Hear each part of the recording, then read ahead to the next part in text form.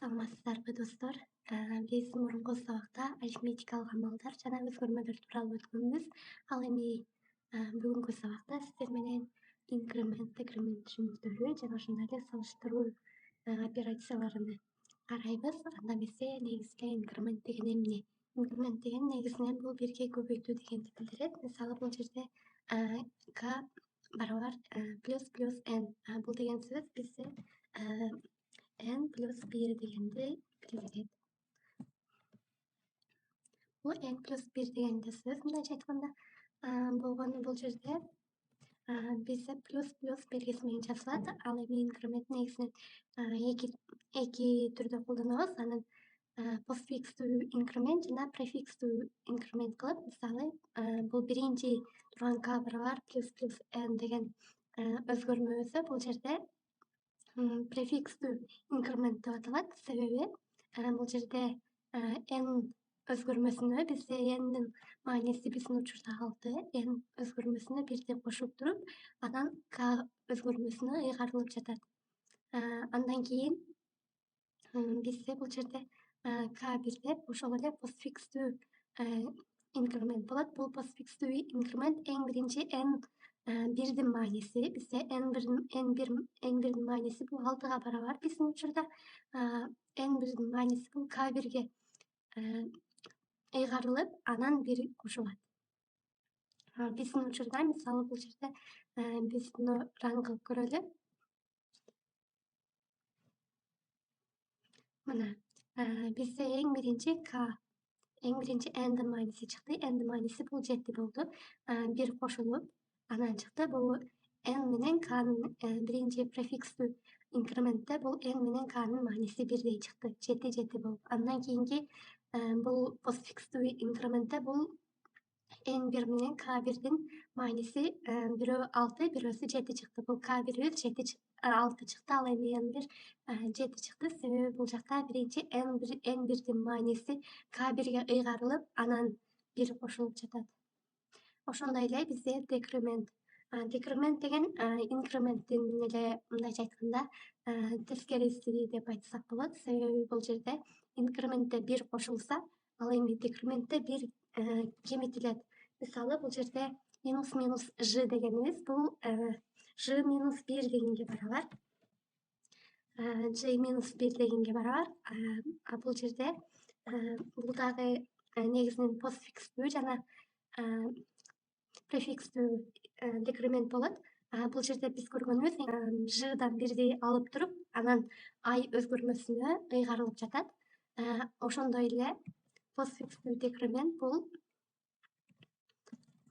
постфикстүү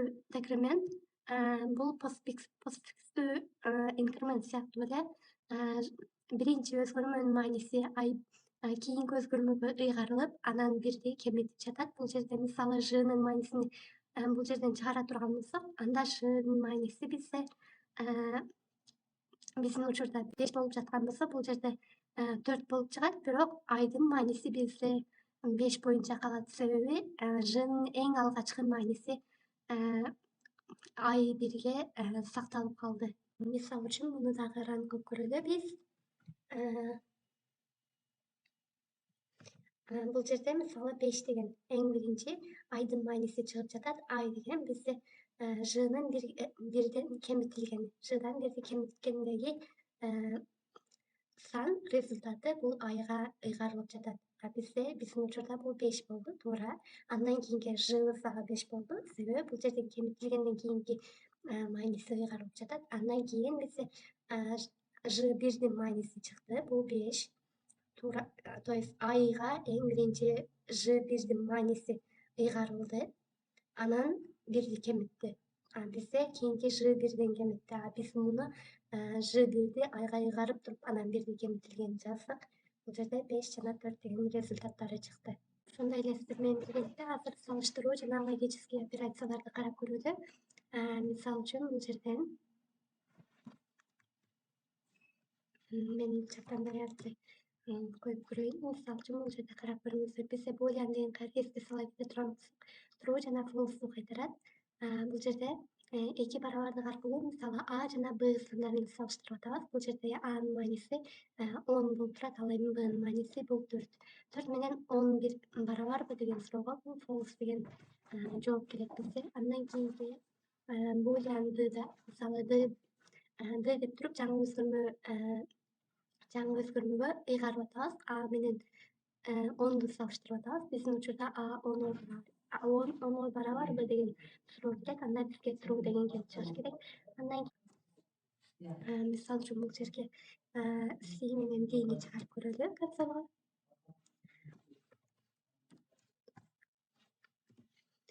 Анда эмесе биз программабызды иштетип көрөлү. Мына бизде биринчи А менен Бны салыштырганда 10 менен 4тү салыштырганда экөө барабарбы? Жок, туура эмес болуп чыкты. False алды.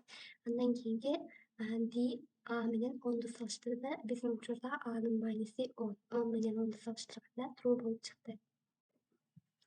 Ушул эле учурда биз муну каалаандай түрдө салыштырып алсак болот. Мисалы үчүн А менен Б бири-бирине барабар эмеспи дегенди биз илеп белги аркылуу көргөзө алабыз. Мисалы үчүн бул жерден илеп белги биринчи, анан барабарды коюп туруп салыштырабыз.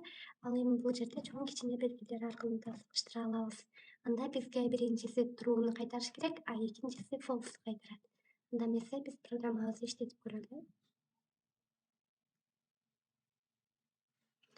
Биринчи true'ну кайтарды, себеби А Бга барабар эмес. 10 менен 4 бири-бирине барабар эмес, ошол үчүн. А бул жерде 10 10дон чоң эмес. Ошол үчүн бизге false кайтарды. Ошондой эле биз бул жерде салыштырмалуу операциялардын ичинде чоң жана барабар дегенди бирдей колдоно алабыз. Мисалы, эгерде бул чоң же барабар болгондон десек, анда бизде true деген чыгат. Мына true болду. Биздин учурда андан кийин биз сиздер менен логический операцияларды карайлы. Бул логический операциялар негизинен аны да boolean ичинен да карап көрөбүз. Мисалы үчүн Анын мааниси бар. А чоңбу Бдан? Бир аз татаалдаштыралы.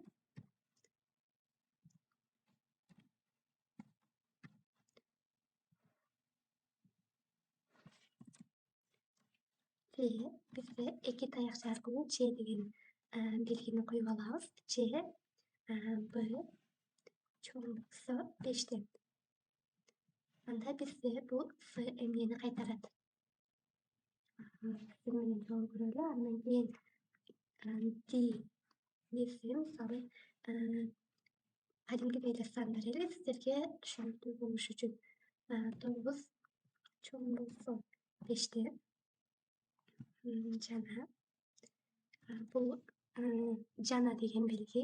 Эгерде биз эки же андан ашык функцияларды же бири-бири менен эки санды бири-бири менен салыштырган болсок, анда жана же деген ушундай белгилерди колдонобуз.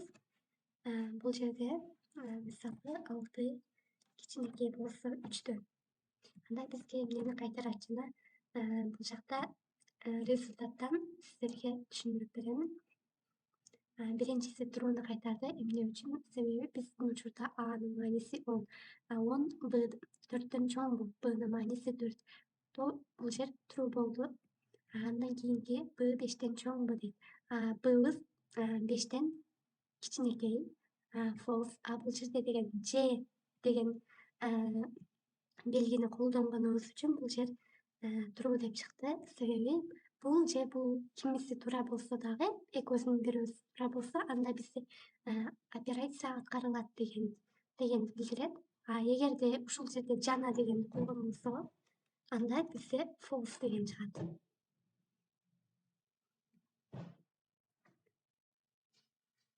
Мына бизде false жана false болуп калды. Мисалы бул жерде 9 5тен чоңбу? True. Андан кийинки 6 3төн кичинекейби? Бул false. Эгерде ушул жерге биз Ж деген белгини койгон болсок, анда биздин программа муну туура деп чыгарат. Себеби 9 бул жерде бир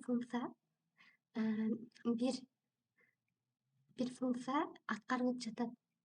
Мисалы бул жерде 9 5тен чоңбу дегенде true'ну кайтарып атат, а бул жерде 6 3төн кичине. Бул жер false болуп атат. Бул жерде Ж деген белги болгондугу себептүү бул true болот.